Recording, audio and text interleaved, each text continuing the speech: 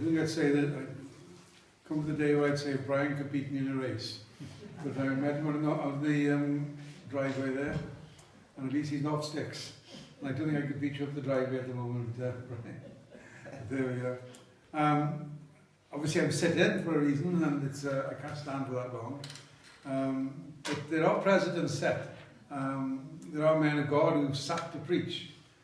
Calvin at the end of his day, I think, was more or less carried into the pulpit to preach. And there have been many men in days gone by who have had to resort to sit in. But the most important man who sat and preached was Jesus. Because you read on the mount, he sits and the crowds gather around him and he preaches to them. And he sits in a boat and he preaches to the crowd. And Jesus himself sat, so we have a good precedent to say that that's really nothing wrong, there's nothing unreformed or whatever, of sitting down and preaching here this day.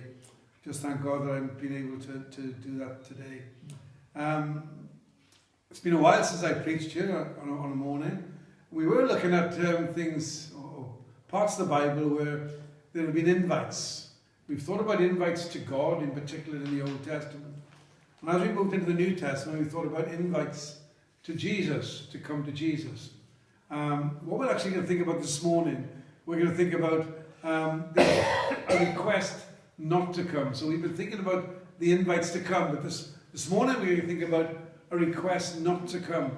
We're going to be concentrating on the section that David read to us from Matthew chapter 8, primarily from verse 5 on to 13. But actually the same account is found in Luke chapter 7, and we'll refer to that as we're going along. The big question that's found in the opening chapters of Matthew, especially chapters 5 to 7 there, the big question is, who is this Jesus? This man who is causing such a stir in the locality. Where did he come from? What is he doing? Who is he? Those are the sort of questions that were being asked. And when you get to chapter 8 and 9 in Matthew's Gospel, what we have there is we have more or less the answers to the questions. Because in those chapters, what we see is Jesus demonstrating his power. He does that by performing miracles. He does that by more or less authenticating who he was, by what he was able to do, not by just what he said. And what he would align with that would be the fact that he is the Son of God, and he came from his Father in heaven, and he would say, these are the reasons I'm able, well, that's the reason why I'm able to do what I do. I have all authority from God. So that was the reason for the miracles, were to show who he was, to display the fact of his kingship, to display the fact of his kingship over his kingdom. Now when Jesus was active in the day in which he was found, a totally different day to what we're found in.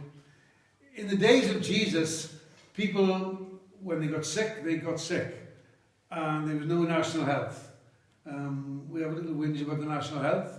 I've had a few in the last few weeks when you try to get older people and get things done. I've been waiting to see a pain clinic, and I had a message on Friday to say, after I've been waiting, to say your doctor's referred you to us in Withybush, but you're actually under Morriston, so you need to be in touch with Morriston. You have to wait another few weeks now to get hold of Morriston. But that's the day in which we live in. But actually, in comparison to the days in which Jesus lived, we are very, very privileged and blessed. Because in the days of Jesus, there was much sickness around. There were many things that would cause problems within the society in which they lived. Obviously, there was great heat in that particular area. There was a lack of of food, a lack of good hygiene. And so people often got sick, and people didn't live generally that long. I think I've said to you before, when I was in Africa this few times, and I often cite to people, now it's coming to bite me a bit, because when people whinged about the NHS, I'd say, well, you're better off than if you were in Africa. Well, I've come to realise now that, I'm not in Africa, but I'm still having a whinge. But in Africa, where I was, there was a population of 25,000 of mostly Turkana tribe, and there was one nurse in the clinic to serve all those people in that area. One nurse, German missionary she was, excuse me. And also, if you wanted to see a doctor, the closest doctor was 2 hours by flight to Nairobi. So obviously, of the issues there, which were very similar to Jesus' day. So if I have a whinge, remind me that now and again. If I say anything to you that we've got terrible national health, It's better than Africa. It's better than the days in which Jesus was living. Yet the thing was, Jesus comes into that context and he's able to do remarkable things. He's able to heal people. And so people began to stop and ask, who was this man? And he's able to say in Matthew's Gospel, at one point, he's able to say this: look, if you don't believe what I say, believe me for what I do. For my work's sake, believe that I am the Son of God. And that's what Jesus could say. He could say, I'm authenticating who I am. And yet we can say to the people around us, and people often say this, don't they? They say, if you can prove to me there's a God, if you can do something remarkable, or if God will do this now, and then we believe. Well, the Bible actually says that we are to believe by faith and not by sight. So I'm not convinced, you see, if I became, and there are people who claim it, if I became a miracle worker and went around course performing miracles, I might get a good following. I don't necessarily mean I get a good following of people who really put their faith in Jesus Christ. They may want to see me perform, but that's different altogether. What Jesus also did when he was here on earth, in verses 1 to 4 of this chapter, we find that he had dealings with those who were discarded. So people who the society wouldn't even touch. He had dealings with lepers, didn't he? He allowed lepers to touch him. He touched lepers. Excuse me. And he had dealings with people who people generally would not have any dealings with. So he dealt with people who were discarded. He still does that today. We're in a world of, many, many problems. People we would look down on perhaps and disregard. Jesus doesn't disregard the disregarded. Often it's those that he brings to himself. So in the opening part of Matthew and chapter 8 here, the opening part of those verses, he's talking about those who generally would be discarded. He heals lepers, doesn't he? When we get to verses 5 and 13, what we've got there, we've got Jesus dealing with one who was highly regarded. He's dealing with someone of standing, of position. Jesus reaches out to the world when he's here. He reaches out to the world. And in that particular era, mainly he was dealing with Jews. And he reached out to the Jews. That was where he was found, he was located. And the Jews themselves, and you've heard me say this many times, the Jews themselves actually had no dealings with the Gentiles. That would mean today the Jews wouldn't be bothering with us. They wouldn't come into our houses. They wouldn't have any. They would actually look at you and me and they would speak to us or speak of us as being dogs. So the Jews have no dealings with the Gentiles. Jesus comes and he does have dealings with the Gentiles. The Jews had no time for the occupying forces of the day, which we could understand. That was the Romans. They had no time for the Romans whatsoever. But here's a Roman that we're dealing with now who is highly regarded, highly respected. It's a wonderful story. It's one who felt actually that he was not worthy for Jesus to come to him. He was not even worthy for Jesus to come into his house. This is a Roman, and this is no ordinary Roman. This is a man of standing, a man of eminence. This is a centurion. This is not your private or whatever you in the army. This is a man of standing. And the gospel really reminds us, this man felt unworthy to come to Jesus. And the gospel tells us a good place to start is to humble ourselves, to feel that we have actually nothing to offer Jesus. We come unworthy before him, and yet knowing that Jesus has dealings with the disregarded and highly regarded. In other words, Jesus has dealings with sinners. So, for many outside of this little building here this morning, believe it or not, there will be people who will feel unworthy to come in here. I think we kind of lost the perception really of how people feel about walking into church. Now, can you imagine you've never been to a mission, you've never been to a chapel, you've never been to a church, and you come in here this morning, you wouldn't know where to sit, you wouldn't know where to stand, you wouldn't know where to sing, you would have no concept at all of what's going on here. You'd come in here and you'd feel very uncomfortable. Now some of us, if we went to a nightclub at our age, if we went to a nightclub, we'd feel very uncomfortable because we wouldn't feel at home in a nightclub. Well, in some ways you think of people coming to churches and chapels today, they would feel unworthy. They feel as they come through the door, these people are fairly tightly dressed, and they also, and they may be someone on the lower end of society. So we have to believe that there are people who feel that they are alien to the things of God, even to enter the church here, to be even amongst Christians who always seem to be fairly tidily dressed and well presented. Yet Jesus enters this world, and he actually enters into the hearts of such people. Even today, that's the whole gospel. That's the whole message we preach. So Matthew records this event in Luke chapter 7. And then, in Matthew chapter 8. In Luke chapter 7, we can read a little bit more about some of the details that go on here. And when you read Matthew chapter 8 and Luke chapter 7, you can feel there are some contradictions going on as you look at the two chapters. Because in Matthew's gospel, it speaks of the centurion having come to Jesus and speaking to him and asking him to come. In Luke's gospel, the same story, it says he sent the elders of the town to go and to speak to Jesus on his behalf. Now there are people, and we call them liberals, there are people who love to look into the Bible and find contradictions, find things that are wrong, find translations that are wrong, find things that are, and they spend their life doing it. Even in our theological colleges, they are liberal and they're critics of, and they jump onto something like this, they'd be delighted. See, Matthew and Luke, they contradict each other. But when you read something like Matthew chapter 27 and verse 26 there, and Pilate actually says there, doesn't he, that he scourged Jesus. He whipped Pilate. No way Pilate was getting down there to whip a man. That's not his job. He got centurions and soldiers to do that. But what he was saying was that Pilate had him whipped. Didn't say literally. It says he scourged him. Well, he didn't actually scourge him literally, did he? And you know what it would be if I had an invite from King Charles to go to the palace, and I'd say to people, King Charles has invited me to the palace. Well, he wouldn't have spoken to me personally. He wouldn't even have written to me personally. He'd have got one of his secretaries to have written to me to say you can come to a house party, tea party, or what have you. So the same sort of idea really is that both chapters are saying the same thing, is that this man requested Jesus to heal his servant. And whether the elders were sent there, which I would say they were, and Luke is just saying that he wanted him to come, he spoke to him, but he actually spoke through these elders of the city. So this man, this centurion, whatever people try to contradict or whatever, this is a man who actually have come to faith in God. This is a man of power. He's a centurion. He was a man who would have been a hard-nosed veteran from wars. He wouldn't have got to his position because he was very, very intelligent, or because he was academic. He became a centurion because he'd been a man who proved himself in battle.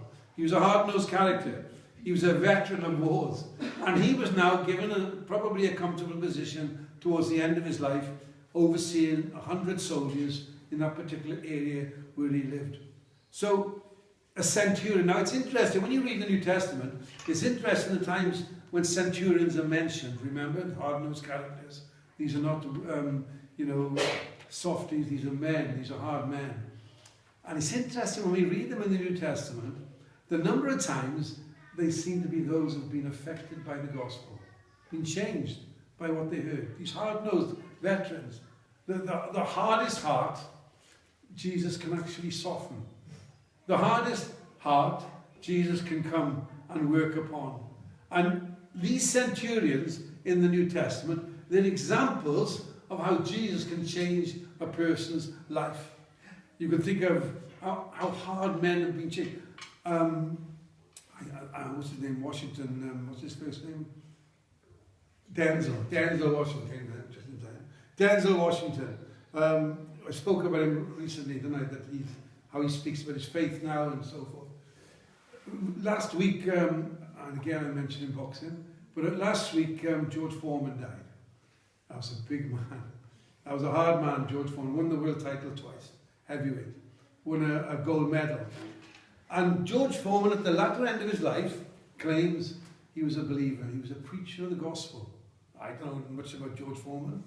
I do know that when you see him prior to when he said he became a Christian, the rumble in the jungle with Ali, when you see that was a hard man, looked aggressive, looked a mean man.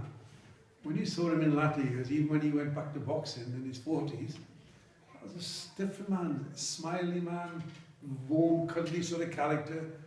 He was a changed man. Now, they say he was a preacher of the gospel. And hard men, like these centurions, change, don't they? You read in Acts chapter 10, Cornelius was a centurion. There's a man who came to faith in Jesus Christ. If you were to read the end of Jesus' life at the cross in Matthew 27 and verse 54, and in Mark 15 and verse 39, you see that there they record the same events, Jesus being crucified, and both those gospels say that the centurion who was there looked and says, surely this was the Son of God. He looked at the events, this hard-nosed centurion, different fellow probably from here, and he turns around and says, no, that's a man of God. That's the Son of God. Cornelius, a centurion in Acts, the same. So again we see that Jesus is gracious, even towards those we would say there's no hope for. So this in Luke's Gospel, chapter 7 and verse 6, the elders sent for this man to come, and he appoints them to go and to bring them, or to ask Jesus to come to his house.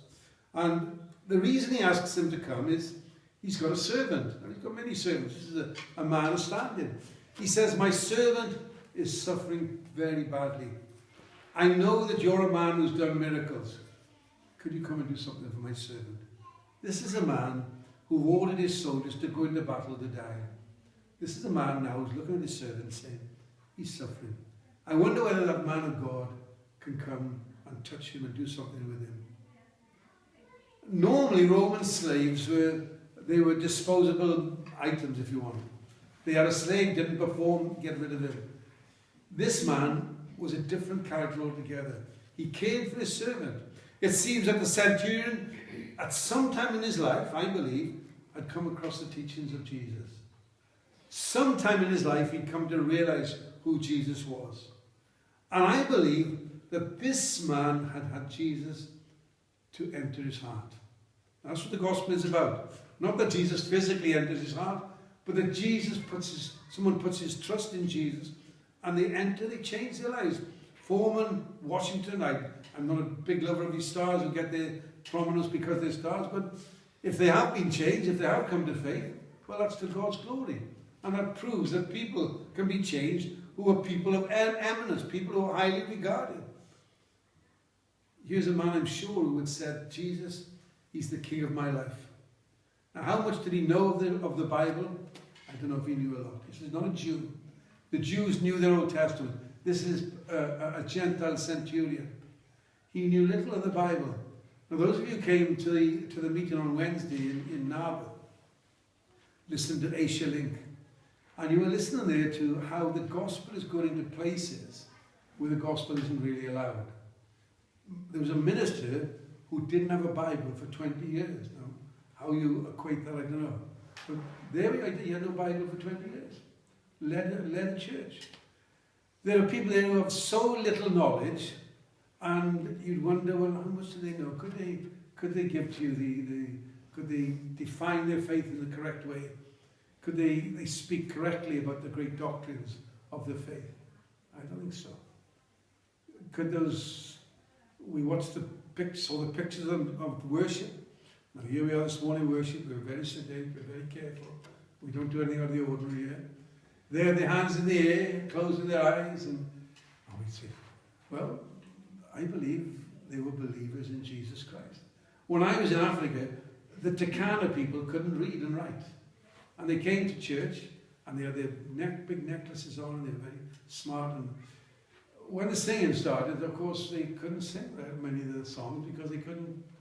So what they would do, they'd make these noises, as the Africans would, and they'd dance round and round. Now, I wouldn't be particularly happy if you decided to get up and start dancing around here. But these are people, you see, like the people we're talking about here, the centurion, who work within the knowledge of what they've got.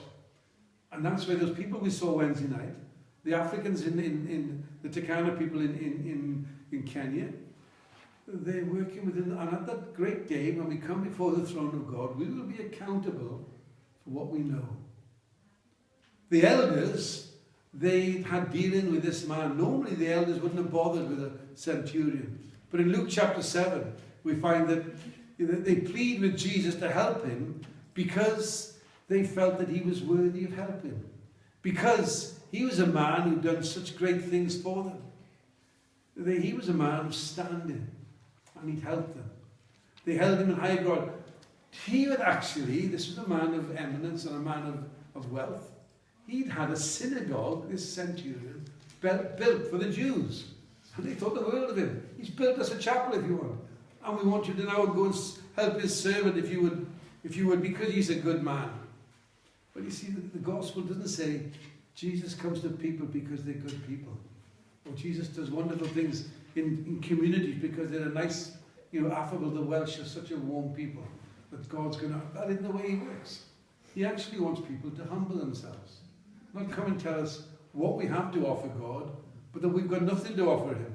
So, this was a changed man. They thought he was a man highly regarded. He was a man who realized his standing before God. He loved Israel, he loved the community of Israel, he loved his servants, and he actually felt unworthy for Jesus to speak to him himself, or even to have Jesus to come into his home. You see, I believe he wouldn't have Jesus in his home, but he had Jesus in his heart. That's the difference. Jesus had moved in his life. He realized that the Jews really don't like coming into Gentiles' houses. So he didn't want to embarrass Jesus by coming into his house. So faith works in the most unlikeliest places and the most unlikeliest of people. Jesus says in verse 10 there that he'd not found such great faith in all his dealings with the Jews. This man lays his need before Jesus. He comes to Jesus and he prays. He's not commanding Jesus. This is a man who says, you do what I can. He's pleading with Jesus. We come to pray. We sometimes almost command. I've been praying for a few weeks now about a particular problem in my life. And the problem's still there. And I joked with somebody the other day. It was Chris Reese, actually. He's on the phone, and I said this. I said, Lynn had lent us a trolley. So I'd been to the doctor, and the doctor had seen me, and then he said, that trolley looks a bit low. So he started to do the nut at the side, and then he started talking about my neck. And then he did no more with the I thought he's left it, I'd sort it out when I get home. So we put the trolley in the car, we went home, hadn't used it for a couple of days. Later, goes to use it, there's no nut on the side of the trolley. So Rose says, you must have lost this. And Rose, she can find anything. If anything's lost, if she can't find it, it's not there. So she said, it should be So I rang the surgeon, they said, I'd have a look. We were in town, she said, well, you park the car at such and such, we'll go and have a look there. So we go there, and I'm sitting outside in the car. I just pray and say, Lord, help me to find that nut, because the thing didn't belong to me, it was Lynn's. Next minute, she comes back with the nut. God answers prayer. I said to Chris Reese on the phone, I said, can you explain this to me? I asked God to find a nut for me, and I found the nut.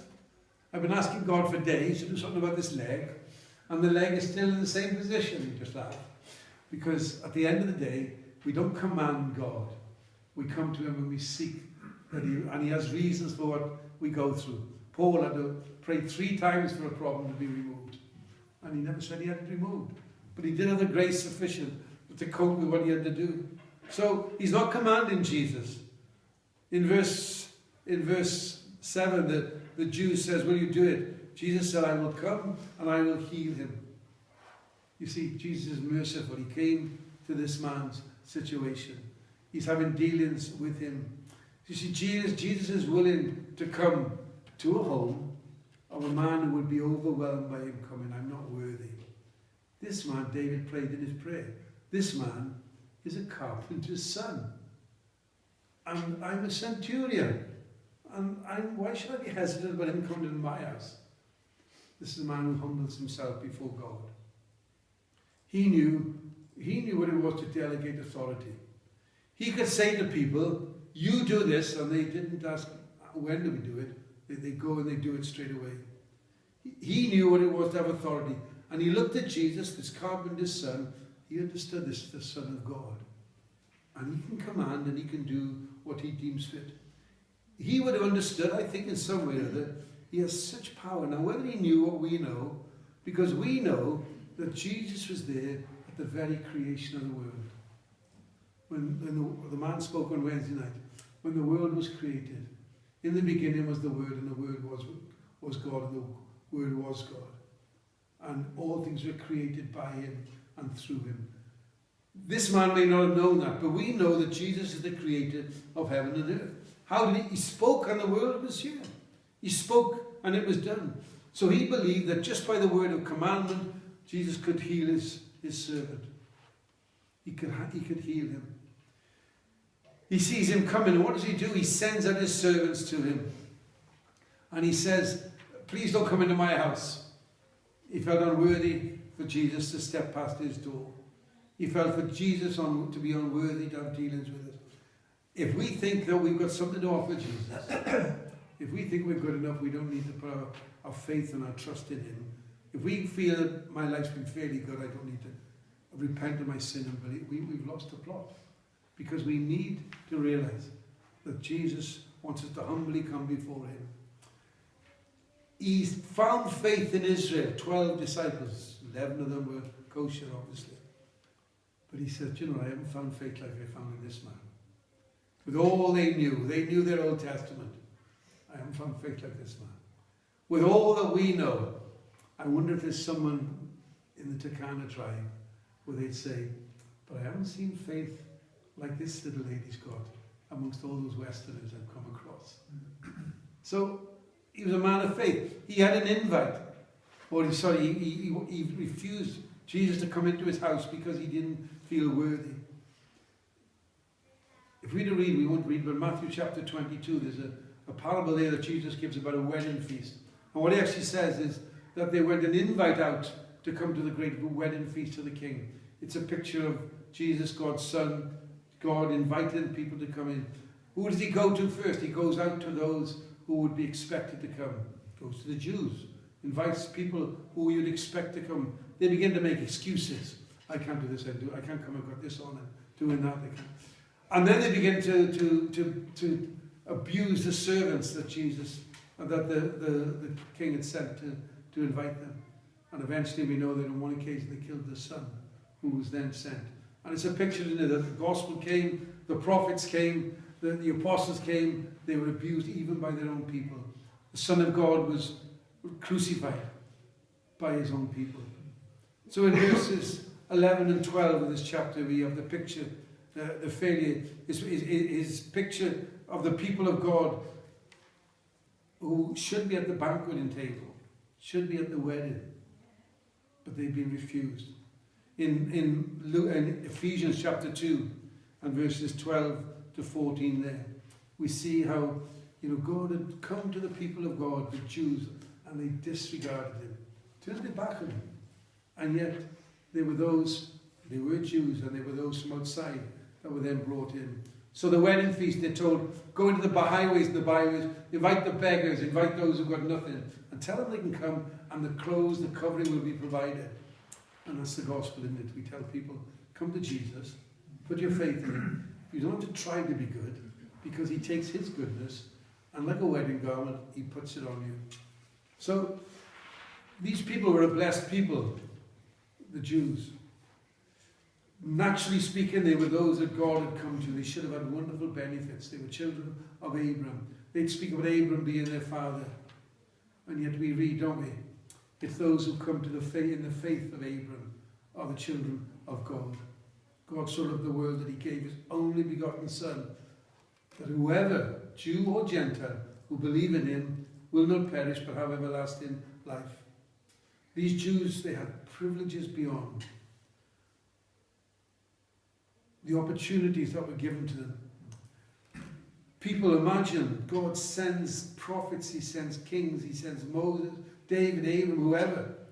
They have such revelation from Almighty God. They had such privileges, but with the privileges came responsibilities. And by and large, the Jews rejected Jesus Christ. And yet we find that here's a centurion who comes and puts his faith in him. Salvation was to be a gift for all, Jews and Gentiles. No longer determined by race, thankfully. No longer determined by background. What was our upbringing? But by faith in Jesus Christ. Those who believe in their heart and testify with their heart, with their mouth, that Jesus Christ is Lord, they will be saved, says Paul. And it's by faith that we enter into the family of God. By faith, Abraham actually is our father. Romans 14 and 11 and 12 speak about it. That's why we're here today. That's why we're here, because we've had an invitation to come. The Jews, many, would not come. And their punishment will be greater than those who never had the opportunity and the privilege. Do you know, when we look at Great Britain, we look at Wales in particular, we think of the last generation or so, how they must have rejected so much that they knew. Brian often speaks about, he's preached in chapels where they were full, and now they're closed. Those people, they've got a huge, if you want, accountability, haven't they? Because they've rejected what they know. And I spoke to people in the village, knocked the door, I said to them, I've come for the chapel. Oh, I'm church. That's usually if I say I'm chapel. I'm church. And I say, where do you go? Oh, well, I used to go to church. I was brought up to go to, but I'm church. And others will say to me, well, we went to chapel 3 times as a child, was brought up, went to Sunday school, and they go nowhere now. No, whatever they heard and whatever they knew, they will be accountable for that. More so than that to kind of person who perhaps only heard the gospel once. You see, all will be judged by what we know. The privileges. There will be a separation one day in verse 12. Jesus is saying they will come from all corners of the earth to this great supper, but there will be a separation. There will be those who will come in, and there will be those who will be judged. There will be those who have been privileged, who have been sons of the kingdom. There will be those who will be cast out who knew such privilege. There will be those who were the Jews who should have responded and never did. But it leaves us fearful, I should say. For those that we know who've come here, those that we know in our families, who've heard the gospel, who've heard the good news of Jesus Christ, and on that great wedding feast day, they're not going to have the privilege of sitting at the table.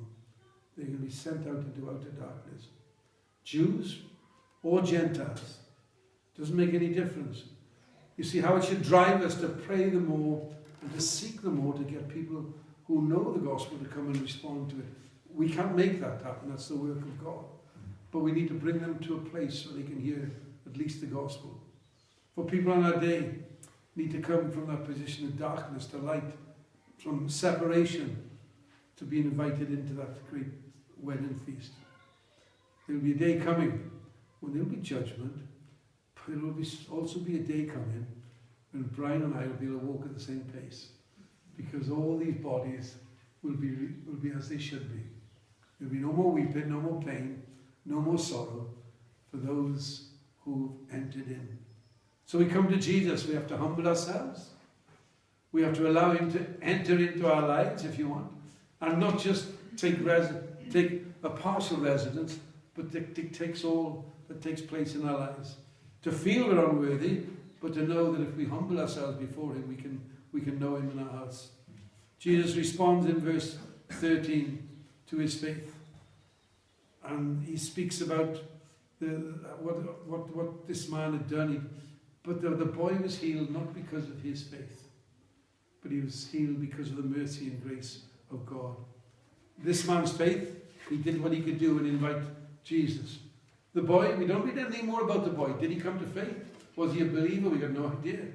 But for that moment in time, that was an important event that Jesus happened to take place so that people could see that he could heal and he could change people's lives. And he was willing to have dealings with the disregarded and the highly regarded. And it didn't matter whether you were a Jew, it doesn't matter whether you're a Gentile, it doesn't matter whether you're a male or a female, we all have this opportunity to enter into his kingdom. He can heal. I keep praying he'll be merciful to this leg of mine, but he may not be, and we have to stay like this, who knows? But that's God's decision, but God does heal. There's been some walking. Muriel Pike is almost like, I can't say a walking miracle, because she never gets out of bed now. But she's been amazed how she's been kept over the years. And one lady who comes to my mind was Mrs. Miley. I visited her twice, once in hospital when the family were called, and I thought she would be there in the morning. After that, she was driving the car, and she went on for a few years, and she went, and she was in a bed in Park House for months. She came out of there, and God does heal, and He is merciful. The centurion humbled himself before Jesus, and he realized that who this Jesus was, but he also realized what He was able to do. We may feel unworthy sometimes to even enter into His kingdom. We may feel unworthy for Him to enter into our lives, into our homes. And yet we're to pray that He will come and He will have dealings in our lives. And that the people we love, the people we have dealings with, highly regarded or disregarded, they will have dealings with Jesus. So let's close our service. And we'll say our final hymn.